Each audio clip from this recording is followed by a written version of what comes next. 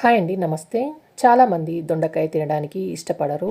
ఇలా దొండకాయ పకోడీని చేస్తే దొండకాయ తినని వారు కూడా చాలా ఇష్టంగా తింటారండి. దీన్ని చేయడం కూడా చాలా ఈజీ. ఇలా చేసిన దొండకాయ పకోడీని సాంబార్తో కానీ రసంతో కానీ సైడ్ డిష్గా కూడా తినచ్చండి. ఇప్పుడు ఈ దొండకాయ పకోడీని ఎలా చేయాలో చూద్దాం. దీనికోసం నేను ఇక్కడ 1/2 kg వరకు దొండకాయలని తీసుకున్నాను. వీటిని ఇలా సన్నగా పొడుగ్గా ముక్కల్లాగా కట్ చేసుకొని తీసుకోవాలండి. కట్ చేసుకున్న దొండకాయ ముక్కల్ని మిక్సింగ్ బౌల్లోకి వేసుకొని రుచికి సరిపడా ఉప్పు వేసుకోవాలి.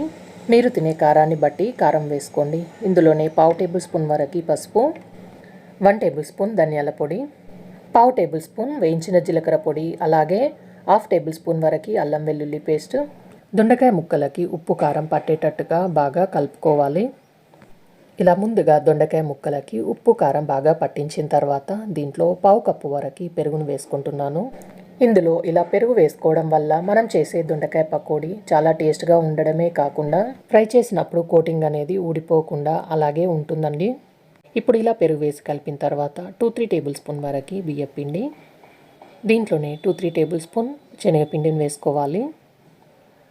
2-3 టేబుల్ స్పూన్ వరకు కార్న్ఫ్లోర్ వేసుకోవడం వల్ల మనం చేసే పకోడీ చాలా క్రిస్పీగా వస్తుందండి. ఇలా వేసిన పిండిలను మొత్తం కూడా మళ్ళీ ఈ దొండకాయ ముక్కలకి బాగా పట్టేటట్టుగా మిక్స్ చేసుకోవాలి. మనం దీంట్లో వాటర్ యాడ్ చేయకుండానే దీన్ని కలుపుకోవాలండి. దీంట్లో వేసిన పెరుగే మనకి సరిపోతుందండి. ఇప్పుడు డీప్ ఫ్రైకి సరిపడా ఆయిల్ తీసుకొని ఆయిల్ని బాగా వేడి చేసి మంటని మీడియం ఫ్లేమ్లో పెట్టి ఇలా విడివిడిగా దొండకాయ ముక్కల్ని వేసుకోవాలి. ఇలా ఒకే దగ్గర కాకుండా ఇలా కొంచెం ఒక్కొక్కటిగా వేసుకుంటే ఇవన్నీ అతుక్కోకుండా ఉంటాయండి. ఆయిల్లో ఎన్ని పడితే అన్ని వేసిన తర్వాత వెంటనే తిప్పకుండా ఒక 2 నిమిషాల పాటు అలాగే వదిలేసిన తర్వాత ఫ్లేమ్ని మీడియం ఫ్లేమ్లో పెట్టుకొని మంచి కలర్ వచ్చే వరకు బాగా వేయించుకోవాలండి. అప్పుడే దొండకాయ కూడా బాగా వేగుతుంది. మంచి కలర్ వచ్చే వరకు అలాగే క్రిస్పీగా వేగే వరకు వీటిని బాగా ఫ్రై చేసుకోవాలి. పైన కోటింగ్ మాడకుండా దొండకాయ కూడా బాగా వేగేటట్టుగా కలుపుకుంటూ వేయించుకొని తీసుకోవాలి. ఇలా బాగా వేగిన తర్వాత ఇప్పుడు వీటిని మొత్తం ఆయిల్లో నుండి తీసేయాలి.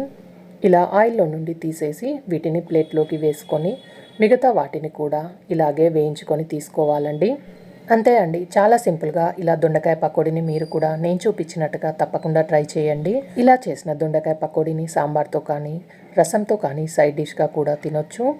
ఈ దొండకాయ పకోడీ కనుక మీకు నచ్చినట్లయితే ఈ వీడియోకి లైక్ చేయండి, షేర్ చేయండి, సబ్స్క్రైబ్ చేయండి. Thanks for watching.